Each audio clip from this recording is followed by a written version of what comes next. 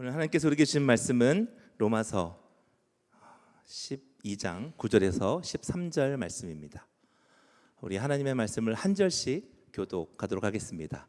사랑에는 거짓이 없나니 악을 미워하고 선에 속하라.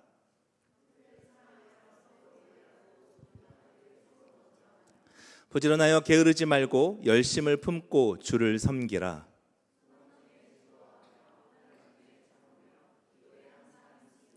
성도들의 함께 읽겠습니다. 성도들의 쓸 것을 공급하며 손 대접하기를 힘쓰라. 아멘. 본문이 바뀌어서 놀라신 분들이 있다면 정말 교회를 사랑하시는 분들입니다. 네, 주보를 읽고 말씀을 기대하시는 분들이셨기 때문에 사실 지난 주일 말씀을 들으면서 제 마음에 또 큰 감동이 있었습니다. 그래서 우리가 일주일을 준비하면서 같은 마음으로 또 같은 말씀으로 함께 더 나누면 좋겠다라는 마음이 들어서 설교를 조금 변경했습니다. 제가 첫 사역지 교회에서요 케냐로 단기 선교를 다녀온 적이 있습니다. 무려 12박 14일. 네, 중간에 이틀을 비행기와 그 기다리는 곳을 보냈기 때문에 12박 14일로 케냐를 다녀온 적이 있습니다. 자랑하는 거 아닙니다. 그곳에서 많은 아이들 또 함께 사역하면서 하나님의 참 놀라운 은혜를 경험했는데요. 사역을 다 마치고 나서요 마지막 일정을 마사이마라 국립공원, 그러니까 우리가 알고 있는 탄자니아 쪽에서는 세렝게티라고 불리는 그곳에서 이틀 정도 보내면서 그 야생의 그 사파리 숙소에서 머문 적이 있습니다. 이건 자랑입니다. 멀리서 사자도 봤고요. 또 정말 근처에서 이렇게 하마가 그 입을 크게 벌리고 있는 것들을 정말 그 손이 닿을 거리에서 이렇게 보게 되었거든요. 그런데 그 중에서 정말 제 안에서 지금도 계속 그 케냐를 생각하면 너무 생생하게 생각나는 것이 저희가 한 섬에, 작은 섬에 갔어요. 다 보이는, 끝이 보이는 작은 섬인데 거기에 기린이랑 얼룩말 떼가 있었습니다. 그래서 저희가 이렇게 가면 정말 이 정도 앞에 기린이 있고 저희가 가면 이제 놀라서 조금 움직이긴 하지만 그래서 그 앞에서 그 기린과 얼룩말들을 보았던 게 제게 있어서 그 케냐에서 가장 큰 인상 깊었던 마주한 사건이었습니다. 그 응분을 아직도 잊지 못하는 것 같습니다. 직접 본 제가 한 가지 말씀을 드리자면 모든 기린의 몸에는 반점이 있습니다. 비웃으시는 겁니까? 네, 반점이 있어요. 알고 있으셨나 봅니다. 얼룩말은요 줄무늬가 있습니다. 네, 굳이 케냐를 가지 않아도 알 수 있는 내용이죠. 그런데요, 그 얼룩말의 그 줄무늬와 그 기린의 반점이요, 정말 수많은 기린과 얼룩말이 있을 거 아닙니까? 그런데 그 모양이 전부 다 각각 다르다고 합니다. 마치 사람의 지문이 전부 다 다른 것처럼. 그래서 그 원주민들은 그 모양을 보고 서로를 다 구분하더라고요. 길가에 있는 꽃들도 마찬가지지요. 다 똑같은 수천 수만 송이의 그 들풀이 피어 있지만 자세히 보면 꽃의 모양과 크기가 또 색깔이 다 다릅니다. 그래서 시편 139편은요 다윗이 이것에 대해서 하나님의 놀라운 솜씨에 대해서 신묘막측이라는 표현을 사용했습니다. 제가 참 조용하는 표현인데요. 그걸 사전적 정의를 보게 되면 감히 헤아릴 수 없을 정도로 신기하고 오묘하다라는 것이죠. 어떻게 하나님께서 이렇게 다 다르게 다 각자의 모양대로 모습대로 창조하셨는가라는 것입니다. 그런데요, 하나님께서 인간에게 주신 은사도 이와 같습니다.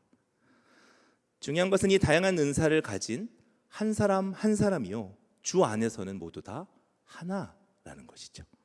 저와 여러분들은 분명 다른 은사를 가지고 있습니다. 우리 옆에 있는 분들 한번 보시겠습니까? 네, 나와는 다른 은사를 인사를 하시는 게 아니라 보시면 각자 다른 은사들, 나는 못하는데 저 사람은 너무 잘하는 것을 갖고 있습니다. 은사가 다르다고 하는 것은 기능이 다르다라고 하는 것일 것입니다. 하나님은요 우리 각자를 다른 기능으로 부르셨고 또 훈련시키십니다. 성장 배경도 다르고요, 생각도 다르고 성품도 다릅니다. 저는 극단적인 ENFP입니다. 전혀 다른 목회자 두 분과 함께 살아가고 있습니다. 이렇게 다양한 사람들이 하나의 몸을 구성하는 것이 교회의 신비라고 하는 것이죠. 목적은 같아야 합니다. 그런데 섬김의 자리는 다르다라는 것입니다. 나와 다른 생각을 가진 사람들이 많다는 것은 괴로운 일이 아니라 사실은 감사할 수 있는 일이라는 것입니다. 그것을 만약에 우리가 인정하게 된다면요, 그 순간이야말로 우리가 바로 이 공동체에 반드시 있어야 할 이유를 발견하게 되는 것일 것입니다. 왜냐하면 은사는 다르고 기질과 성품이 다르더라도 우리 각자를 향한 하나님의 부르심은 하나이기 때문입니다. 그런데 문제는 현실이 그렇지 않다라는 것입니다. 나와 다른 사람과 함께 살아간다는 것은 사실은 굉장히 피곤한 일입니다. 또 얼마나 힘들고 어려운 일인 것이죠. 나와 다른 성품 때문에 공동체 안에요, 갈등이 생기게 됩니다. 저 사람만 없으면 좋겠다. 그 사람이 없어지면 또 다른 저 사람만 없으면 좋겠다. 그러니까 반복되는 게 우리의 일상이고 우리가 속한 모든 공동체의 동일한 반복인 것 같습니다. 그래서 사도 바울은요, 오늘 본문을 통해서 이에 대한 해답을 제시해주고 있습니다. 9절 말씀입니다. 사랑에는 거짓이 없나니 악을 미워하고 선에 속하라 라고 말씀하고 있습니다. 무엇보다 교회를 교회되게 하는 것, 그것이 하나 있는데 그것은 바로 사랑이다 라고 말씀하고 있습니다. 사랑만큼 교회를 교회되게 하는 것은 없습니다. 교회가 만약 문제가 있다면 사랑이 없기 때문이고요, 교회가 갈등 가운데 노출되어 있다면 그것은 사랑이 없기 때문입니다. 사역이 없어서, 조직이 없어서 교회가 부흥하지 못하는 것 아니라는 것이죠. 사랑이 없기 때문이라는 것입니다. 우리 교회는 사역국이 잘 발달되어 있습니다. 잘 편성되어 있죠. 그래서 각자 맡은 은사대로 성실하게 교회를 섬겨주고 계십니다. 주일뿐만 아닙니다. 제가 주중에 이제 교회에 있다 보면요, 계속 오셔요. 여기 보러 오시고 저기 보러 오시고 저거 청소하러 오시고 저거 수리하러 오시고, 정말 끊임없이 이 교회 각자의 맡은 사역들을 담당하시기 위해서 오신다라는 것입니다. 그런데 이런 사역은요, 이런 사역적인 일은 위원회가 할 수 있을지 모르겠지만 사랑은 이런 사역국이 할 수 없다라는 것이죠. 예를 들면 우리 교회 사랑이 좀 부족하니까 서로 사랑하기 사역국, 국물 이름 같죠? 서로 사랑하기 사역국, 서로 용서하기 사역국, 막 이런 국장을 만들고 같이 운영을 한다고 했을 때 과연 그 안에 사랑이 넘치고 용서가 넘칠 수 있겠냐라는 것이죠. 조직으로 그것을 해결할 수 있는 것 아니라는 것입니다. 각 부서와 조직, 또 그 각 국을 살아있는 생명체로 만들 수 있는 힘이 있다면 그것이 바로 사랑이다라는 것입니다. 자, 그렇다면 우리는 어떻게 교회에서 서로 섬기며 사랑해야 할까요? 다시 한번 9절 말씀을 보도록 하겠습니다. 사랑에는 거짓이 없나니 악을 미워하고 선에 속하라 라고 말씀하고 있습니다. 사랑하라 라고 말씀하고 있으면서요, 거기에 거짓이 없어야 된다라고 이야기합니다. 그러니까 우리가 사랑하면서도 거짓이 있을 수 있다라는 것이죠. 거짓이 없다라고 하는 것은 가식이 없다라는 의미입니다. 우린 누군가를 사랑할 때요, 순수한 마음이 아니라 자신의 욕심을 위해서 사랑할 때가 있습니다. 또 다른 사람의 눈을 의식하면서 보여주는 사랑도 있다라는 것이죠. 그것을 알고 계신다는 겁니다. 그래서 너희가 사랑할 때 거짓 없는 사랑을 해야 돼라고 우리에게 말씀하고 있는 것입니다. 왜냐하면 그런 목적을 가지고 하는 사랑은요, 그 목적이 완수되면 바로 사라져버리기 때문입니다. 근데 교회 안에서도 이러한 사랑이 있을 수 있다는 것이죠. 그리고 이러한 봉사와 이런 섬김은요, 이런 사랑은요, 거짓된 것이다 라고 이야기하는 것입니다. 왜요? 하나님께서 우리에게 은사를 주신 이유는요, 우리가 섬김을 하는 이유는요, 우리 자신의 유익을 얻기 위함이 아니라 몸된 공동체를 사랑하기 위해서, 몸된 공동체를 세우기 위해서이기 때문입니다. 하나님께서 우리에게 원하시는 사랑은 겉으로 하는 사랑, 보이는 사랑, 또 적당한 매너로서의 그런 사랑이 아니라는 것입니다. 그렇다면 바울이 말하는 사랑은 무엇일까요? 먼저는요, 있어야 할 자리에 있는 것입니다. 오늘 본문을 보게 되면 악을 미워하고 선에 속하라 라고 말씀하고 있습니다. 양과 악과 선이 있는데 그곳에 양다리를 이렇게 걸치고 있는 우리의 모습에 대해서 말씀하시는 것이죠. 그래서 악에서 됐던 그 다리를 빼내라라고 하는 것입니다. 무게 중심을 바꿔야 된다라는 것입니다. 이것은 우리의 의지이고 우리의 결단입니다. 사랑하라라고 말씀하셨는데요, 그러면서 동시에 선에 속하라라고 하고 명령하고 계시는 것입니다. 그래서 사랑은요, 사실은 감정이 아니라 의지인 것입니다. 여러분, 우리가 사랑할 수 있는 사람을 사랑하는 것은 어렵지 않습니다. 그렇죠? 내가 정말 사랑하는 사람 있지 않습니까? 여러분들과 지금 함께 살고 있는, 지금은 어떤지 모르겠지만 여러분들이 만나기 전에, 여러분들이 결혼하시기 전에 그 내가 사랑했던 그 사람들 말입니다. 그 사람은요, 내가 사랑하지 않으려고 해도 자연스럽게 사랑하게 된다는 것입니다. 내가 정말 좋아하고 존경하는 사람은요, 그렇게 사는 사람은요, 누구나 다 존경하게 되어 있다라는 것입니다. 그렇게 사랑할 수 있는 사람 하는 것, 사랑하는 것, 그것은 사랑이 아니라는 것입니다. 그렇지 않은 경우요, 그런 경우에도 하나님은 우리에게 명령하는 것입니다. 의지적으로 너희가 사랑해야 돼 라고 말씀하고 있다는 것입니다. 속하라라고 하는 말씀이 갖는 또 하나의 의미는요, 중간이 없다라는 의미입니다. 세상과 하나님을 겸하여 살 수 없는 것처럼 너가 이 두 가지를 같이 겸하여서 사랑할 수 없다라고 있는 것이죠. 그래서 선이든 악이든 너희가 한쪽에 속할 수밖에 없는 존재라는 것입니다. 그러므로 너희는 선택하고 결단해야 돼. 그것이 바로 사랑의 시작이야 라고 우리에게 말씀하고 있는 것입니다. 두 번째요, 사랑하는 두 번째 방법은 먼저 하는 것입니다. 함께 읽어보도록 하겠습니다. 형제를 사랑하여 서로 우애하고 존경하기를 서로 먼저 하여. 네, 먼저 하라라고 말씀하고 있습니다. 왜 하나님은 먼저 하라고 이야기하고 계실까요? 먼저는 사랑은 조건이 아니기 때문입니다.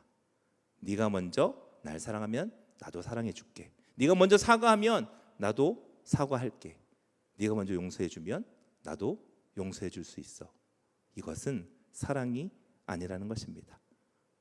잘못한 사람이 먼저 하는 것이 아니라 사랑하는 사람이 먼저 합니다. 그렇죠? 여러분, 우리 부부 관계에서도요, 그런 관계들이 있지 않습니까? 분명히 잘못은 내가 했지만 더 사랑하는 사람이 먼저 손을 내밉니다. 그것을 가지고 싸우라는 얘기가 아니라, 정말 그런 사랑하는 마음으로 우리가 서로 먼저 손을 내밀 수 있어야 한다는 것입니다. 그래서 하나님께서 우리에게 먼저 해야 돼라고 이야기하는 것이죠. 또 한 가지는요, 먼저 하라고 권면하는 이유는 그만큼 어렵기 때문입니다. 사랑하는 것도 의지적으로 해야 되는 것이고 먼저 하는 것도 쉽지 않기 때문입니다. 또 한편으로는 그렇게 하는 것이 그 관계의 문제를 해결할 수 있는 중요한 열쇠가 되기 때문입니다. 무엇보다 우리에게 이러한 사랑을 먼저 보여주신 우리 예수님이 계십니다. 잘못은 우리가 저질렀고요, 죄는 우리가 먼저 졌습니다.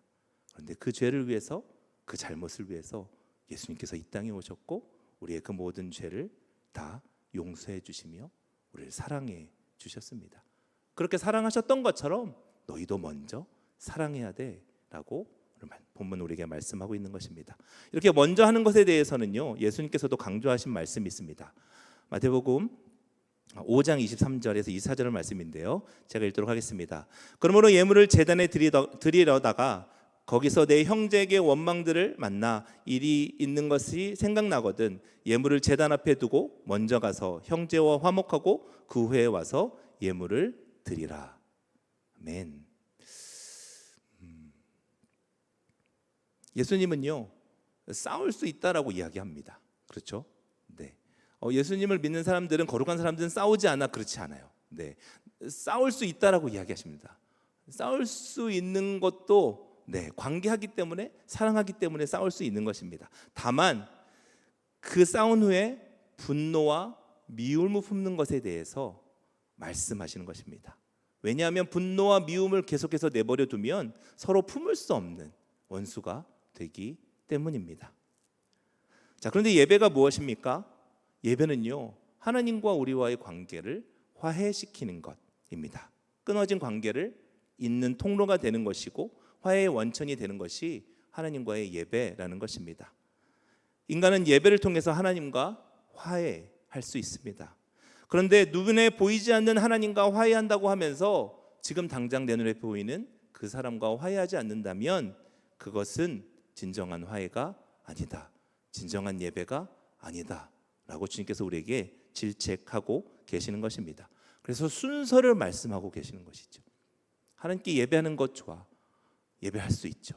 그런데 그 예배하기 전에 먼저 형제와 지금 너와 함께 살고 있는 너의 눈에 보이는 그와 먼저 화해하고 사랑하고 나서 그리고 와서 나에게 예배해야 돼라고 말씀하고 있는 것입니다.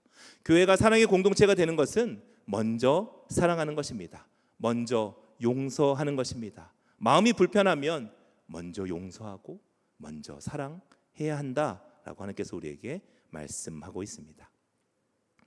자, 우리가 사랑하는 세 번째 원리가 있는데요. 그것은 바로 열심으로 봉사하는 것입니다. 우리 11절 말씀을 함께 읽도록 하겠습니다. 부지런하여 게으르지 말고 열심을 품고 주를 섬기라. 아멘. 그래서 열심을 품다라고 하는 이 구절은요, 사실 의역된 겁니다. 그래서 이 원문으로 이 말씀을 해결하게 되면 성령으로 뜨겁게 달구어진 영으로 라는 뜻을 가지고 있습니다. 그래서 이것을 새번역 성경은요 이렇게 해석했습니다. 열심을 내어서 부지런히 일하며 성령으로 뜨거워진 마음을 가지고 주님을 섬기십시오. 우리는 사역을 하면서요, 더 열심히 해야지, 열심을 낸다, 열심히 부족하다 이런 표현을 많이 사용합니다. 그렇죠? 자, 그런데 이런 열심은요 누가 내는 겁니까? 내가 내는 겁니다. 부족한 것도 내가 더 열심히 섬기지 않은 것입니다. 그런데 이 말씀에 의하면요, 열심이 뭐라고요? 열심의 주체가 내 자신이 아니라는 것입니다. 성령께서 내 마음을 끓는 가마솥처럼 뜨겁게 데우시는 것, 그것이 바로 열심을 품고 섬기는 것이라고 말씀하고 있는 것입니다. 성령님께서요. 자, 그렇다면 성령님께서 우리의 마음을 뜨겁게 데우신다고 한다면 우리가 해야 될 건 무엇이냐라는 것이죠. 그것은 바로 우리 안에 그 성령님이 그 뜨거운 열심을 식지 않도록 우리가 보존해야 되는 것입니다. 어떻게 보존할 수 있을까요? 먼저는 우리 안에 계신 성령님을 고백하고 그 안에 성령님이 계속해서 일하실 수 있도록 그 성령님을 인정하고 그 성령님을 의지하는 것입니다.